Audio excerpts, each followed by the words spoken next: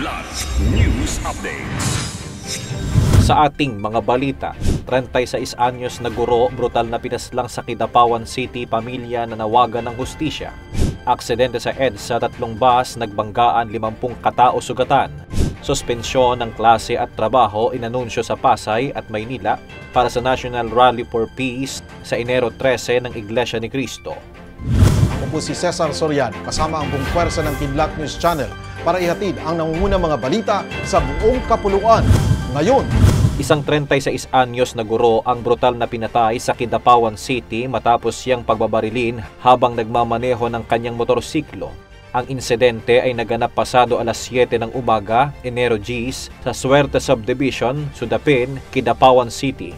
Ayon sa mga saksi, si May Angeline Agapay Batingkay, isang guro mula sa barangay Magsaysay, Kidapawan City, ay pauwi mula sa paghahatid sa kanyang anak sa Suerte Elementary School nang siya ay hinarang at binaril ng mga hindi pa nakikilalang salarin. Si Batingkay ay agad na binawian ng buhay dulot ng mga tama ng bala sa kanyang katawan. Patuloy ang mga otoridad sa kanilang investigasyon upang matukoy ang motibo sa pamamaril at tukuyin ang mga salarin. Nasa 50 katao ang sugatan sa isang aksidente sa EDSA kahapon matapos magbanggaan ng 3 pampasaherong bus sa EDSA busway.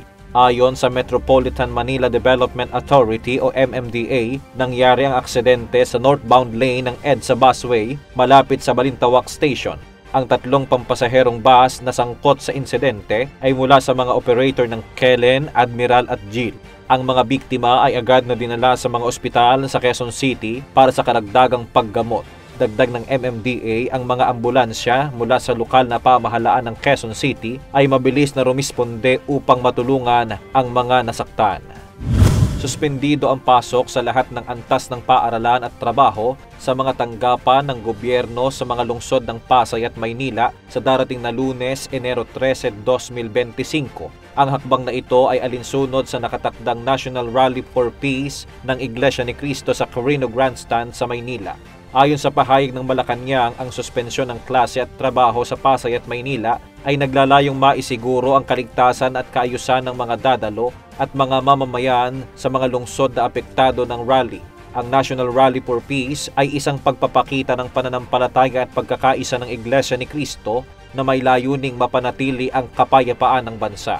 Samantala, nakahanda ang Metropolitan Manila Development Authority o MMDA na mag-deploy ng mahigit 1,200 mga personnel para tumulong sa pagpapanatili ng kaayusan ng rally. Ang nakalatag na mga advisory at road closures at rerouting na posibleng makaapekto sa daloy ng trapiko at sa mga serbisyong pampubliko sa mga lugar sa palibot ng grandstand. Para sa Kidlat News Updates, ito si JP Adaw, nag-uulat. At inyo pong natunghayan ang mga headlines sa nakalipas na mga oras. Manatili nakatutok para sa mga susunod na updates at breaking news. Ako po si Cesar Soriano, kasama nyo sa bawat pagputok ng balita.